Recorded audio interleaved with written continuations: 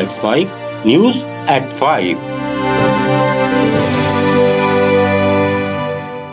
Bulletin की शुरुआत हम करेंगे आज की सबसे बड़ी खबर से, फिर जानेंगे दुनिया से देश और आपके अपने राज्यों तक की बड़ी अपडेट्स। सबसे पहले इस वक्त की हेडलाइंस और न्यूज अपडेट्स। तेलंगाना में फार्मा कंपनी में विस्फोट, 10 की मौत।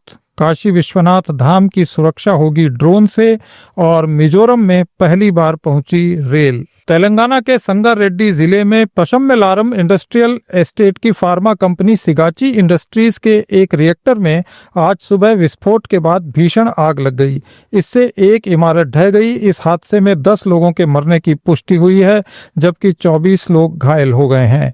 हादसे की सूचना मिलते ही 11 दमकलें मौके पर पहुंची और आग बुझाने के साथ ही बचाव कार्य शुरू किया गया। संगारेड्डी के जिला कलेक्टर पी प्रवीण्या और पुलिस अधीक्षक परितोष पंकज ने घटना स्थल का दौरा किया और बचाव कार्यों की निगरानी की। कई कर्मचारियों के अभी भी मलबे में फंसे होने की आशंका है, जिन्हें निकालने की कोशिश की जा रही है। खबर मिलते ही तेलंगाना के मुख्यमंत्री रेवंत रेड्डी ने फंसे हुए कर्मचारियों को बचाने और घायलों को चिकित्सा सुविधा प्रदान करने के निर्देश दिए।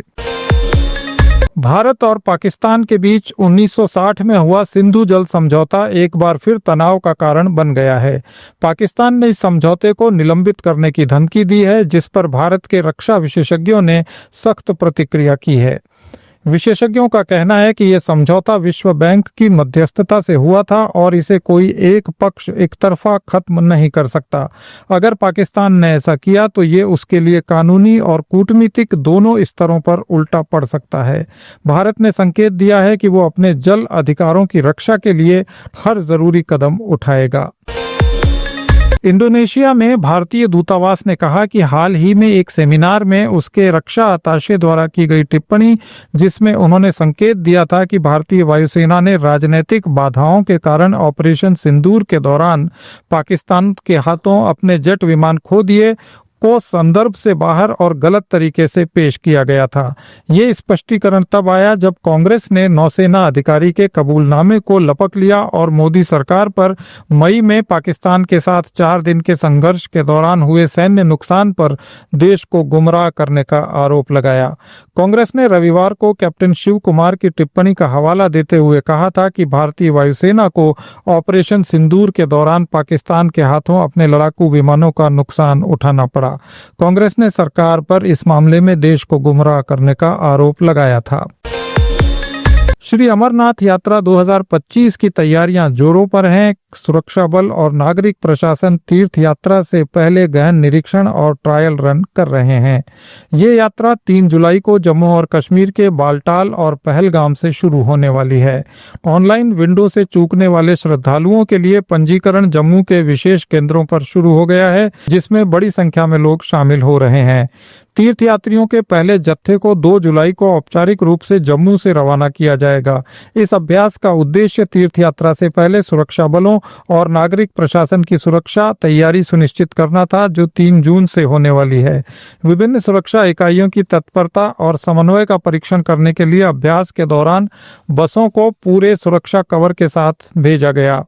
इस सिचुएशन में फंसे हुए वाहनों को बचाना, घायलों को तत्काल प्राथमिक उपचार प्रदान करना और आपदा प्रतिक्रिया का समन्वय इस ट्रायल में शामिल था। 38 दिन की तीर्थ यात्रा 2 मार्गों से शुरू होगी। तीर्थयात्री अनंतनाग जिले में पारंपरिक 48 किलोमीटर लंबे पहलगाम मार्ग को चुन सकते हैं और गांदरबल जिले में छोटे लेकिन ज्यादा खड़ी ढलान वाले 14 किलोमीटर लंबे बालटाल मार्ग से भी जा सकते हैं, जो 3880 मीटर ऊंचे अमरनाथ गुफा मंदिर तक जाता है। पुलिस प्रवक्ता ने कहा कि आगामी अमरनाथ यात्रा के मद्देनजर जम्मू पुलिस ने जिले भर में रणनीतिक रूप से अहम कई स्थानों पर संयुक्त जांच चौकी स्थापित करके सुरक्षा व्यवस्था को मजबूत किया है। पंजाब के रूपनगर शहर के रहने वाले तेगबीर सिंह ने भारत का नाम रोशन किया। तेगबीर सिंह ने रूस में स्थित माउंट एल्ब्रस की 18,510 फीट यानी 5,642 मीटर ऊंची चोटी फतेह कर विश्व रिकॉर्ड बनाया है। तेगबीर ने 20 जून को अपनी चढ़ाई शुरू की और 28 जून को सफलतापूर्वक चोटी पर पहुंच गए। तेगबीर सिर्फ 6 साल 9 महीने के हैं। वे माउंट एल्ब्रस फतेह करने वाले दुनिया के सबसे कम उम्र के पर्वतारोही बन गए हैं। रेलवे ने यात्रियों की सुविधा को ध्यान में रखते हुए एक बड़ा फैसला लिया है। 1 जुलाई से 5 जोड़ी स्पेशल ट्रेन की संचालन अवधि बढ़ाई जा रही है, जो अब 31 दिसंबर तक चलेगी। उत्तर पश्चिम रेलवे के मुख्य जनसंपर्क अधिकारी ने बताया कि ग्रीष्मकालीन और त्योहारों के सीजन में यात्रियों की संख्या लगातार बढ़ रही है। इसे देखते हुए उत्तर पश्चिम रेलवे ने इन ट्रेनों में 184 अतिरिक्त ट्रिप जोड़े हैं, जिससे ज्यादा सीटें मिलेंगी और त्योहारों के दौरान सफर आसान होगा। दिल्ली में 1 जुलाई से पुराने वाहनों पर सख्त नियम लागू होने जा रहे हैं। डीजल गाड़ियां 10 साल से ज्यादा पुरानी हैं या पेट्रोल गाड़ियां जो 15 साल से पुरानी हैं, उन्हें दिल्ली में न तो पेट्रोल पंप पर ईंधन मिलेगा, ना ही वो सड़कों पर चल सकेंगी। ये नियम दिल्ली में देश के किसी भी हिस्से से आने वाली गाड़ियों पर भी लागू होगा। राष्ट्रपति द्रौपदी मुर्मू आज 2 दिन के दौरे पर उत्तर प्रदेश पहुंची। राष्ट्रपति ने भारतीय पशु चिकित्सा अनुसंधान संस्थान के दीक्षांत समारोह में 34 छात्र छात्राओं को प्रमाण पत्र और गोल्ड मेडल देकर सम्मानित किया। इस मौके पर राष्ट्रपति ने कहा कि यह बहुत ही शुभ संकेत है कि बेटियां अन्य क्षेत्रों की तरह ही पशु चिकित्सा के क्षेत्र में भी आगे आ रही हैं। उन्होंने पशुओं में बीमारी की रोकथाम के लिए RVRI की भूमिका को सराहा। भारतीय पशु चिकित्सा अनुसंधान संस्थान बरेली में है। सावन महीने के दौरान पहली बार श्री काशी विश्वनाथ धाम की हेलीकॉप्टर और ड्रोन से निगरानी की जाएगी। प्रयागराज से वाराणसी तक नेशनल हाईवे नंबर 19 की एक लेन कांवड़ियों के लिए सुरक्षित रहेगी और इस पर CCTV कैमरे लगाए जाएंगे। वाराणसी जोन के पुलिस कमिश्नर मोहित अग्रवाल ने बताया कि हाईवे पर 12 अस्थायी पुलिस चौकियां बनाई जाएंगी, जिन पर कांवड़ियों के लिए 4-4 बेड के छोटे अस्पताल भी होंगे। कांवड़ियों को वाजिब दाम पर खाद्य पदार्थ उपलब्ध कराने के लिए दुकानों पर रेट लिस्ट भी लगानी होगी। STF की नोएडा यूनिट और बागपत पुलिस ने एक ज्वाइंट ऑपरेशन में 1 लाख रुपए के इनामी बदमाश संदीप को मुठभेड़ में ढेर कर दिया। मुठभेड़ के दौरान एक हेड कांस्टेबल भी गोली लगने से घायल हो गया। सिक्किम सरकार ने नई पर्यटन नीति लागू कर दी है। इसमें पर्यटकों के लिए डिजिटल ट्रैवल कार्ड और सख्त पर्यावरण नियमों पर जोर दिया गया है। प्रेम सिंह तमांग सरकार का कहना है कि नीति का लक्ष्य इको टूरिज्म और स्थानीय समुदायों को बढ़ावा देना है। उधर विपक्षी सिक्किम डेमोक्रेटिक फ्रंट ने नई पर्यटन नीति को लोक लुभावन बताया। राजधानी गैंगटोक में प्रेस कॉन्फ्रेंस में STF नेता पवन चामलिंग ने कहा कि ये नीति स्थानीय रोजगार की अनदेखी करती है। अरुणाचल प्रदेश कांग्रेस ने चीनी सीमा पार से लगातार बढ़ रहे अतिक्रमण पर चिंता जताई है। ईटानगर में एक जनसभा को संबोधित करते हुए कांग्रेस नेता नवाम तुकी ने कहा कि तमांग क्षेत्र में चीनी सेना ने टेम्परेरी ढांचे बनाए, जिसे सरकार नजरअंदाज कर रही है। हालांकि स्टेट BJP ने इसे गलत बताया और दावा किया कि सीमा सुरक्षित है। आजादी के 78 साल बाद मिजोरम की राजधानी आइजल पहली बार भारतीय रेलवे नेटवर्क से जुड़ गई है। 51.38 किलोमीटर लंबी बैराबी सेरांग रेल लाइन पूरी हो चुकी है, जिसमें 48 सुरंगें और कई ब्रिज शामिल हैं। इस पर पहली ट्रायल ट्रेन तय समय से मिजोरम पहुंची, जिसका लोगों ने उत्साह से स्वागत किया। जल्दी ही इसका औपचारिक उद्घाटन होगा। ये रेल परियोजना आइजल को असम के सिलचर से जोड़ती है। महाराष्ट्र में 2 पूर्व विधायक कुणाल पाटिल और अपूर्व हीरे मंगलवार को भारतीय जनता पार्टी में शामिल होंगे। हीरे नासिक के शिक्षक निर्वाचन क्षेत्र से विधायक थे, जबकि कुणाल पाटिल धुले से कांग्रेस के पूर्व विधायक और प्रमुख नेता थे। पाटिल के आने से धुले में भाजपा की ताकत और बढ़ने की संभावना है। महाराष्ट्र सरकार ने पहली कक्षा से हिंदी को अनिवार्य करने का अपना फैसला रद्द कर दिया है। सरकार ने हिंदी को अनिवार्य करने वाले नोटिफिकेशन को वापस ले लिया। मुख्यमंत्री ने एक समिति बनाने की भी घोषणा की है। विपक्ष ने कहा है कि सरकार दबाव में झुक गई है, जिसके बाद 5 जुलाई को होने वाला महामोर्चा रद्द कर दिया गया। गुजरात के मिडिल क्लास परिवारों को प्रदेश की भूपेंद्र सरकार ने बड़ी राहत दी है। अब प्रॉपर्टी ट्रांसफर के मामलों में लगने वाली स्टाम्प ड्यूटी में 80% की छूट मिलेगी। प्रदेश के लोग लंबे समय से इसकी मांग कर रहे थे। इसके बाद मूल स्टाम्प ड्यूटी का केवल 20% ही लिया जाएगा। और अब कुछ खबरें दुनिया भर से। चीन ने चंद्रमा पर मानव मिशन भेजने की दिशा में एक बड़ी छलांग लगाई है। उसने अपने मेनेंगजोउ स्पेसक्राफ्ट का सफल एस्केप फ्लाइट टेस्ट किया है। इससे इमरजेंसी की स्थिति में अंतरिक्ष यात्रियों को सुरक्षित बाहर निकाला जा सकता है।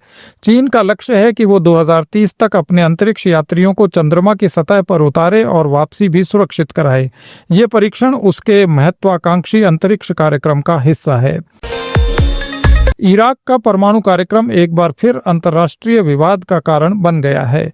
अमेरिका और इजराइल का आरोप है कि ईरान अपने यूरेनियम संवर्धन कार्यक्रम को हथियार बनाने के इरादे से चला रहा है। इस बीच खुफिया रिपोर्टों में बताया गया है कि इजराइल ईरान के परमाणु ठिकानों पर हमला कर सकता है। दोनों देशों के बीच बयानबाजी तेज हो गई है। तनाव इस हद तक बढ़ गया है कि किसी भी समय हालात बिगड़ सकते हैं। अमेरिका ने कहा है कि वो ईरान को परमाणु हथियार बनाने से रोकने के लिए सभी विकल्प खुले रखेगा।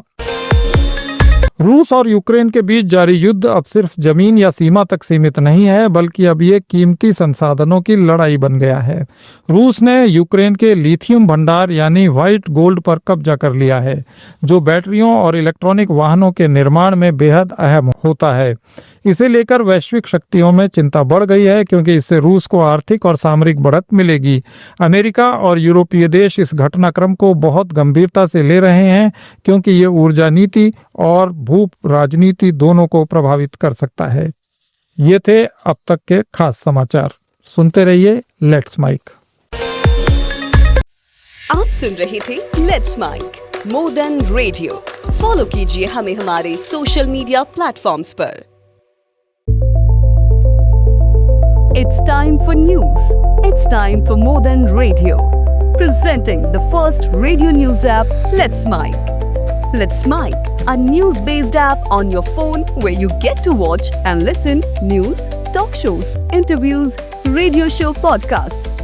On Let's Mic, you get all relevant information of TV, print, radio, podcast, and digital. Let's Mic talks about every segment of life.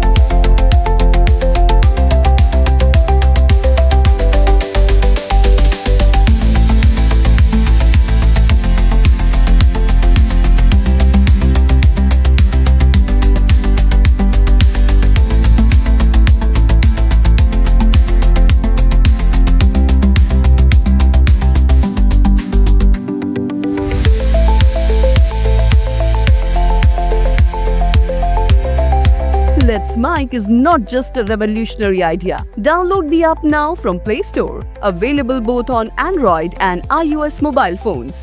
Follow us on YouTube, Instagram, Twitter, LinkedIn, Facebook, Telegram, WhatsApp, Snapchat. Let's talk, let's connect, and let's Mic.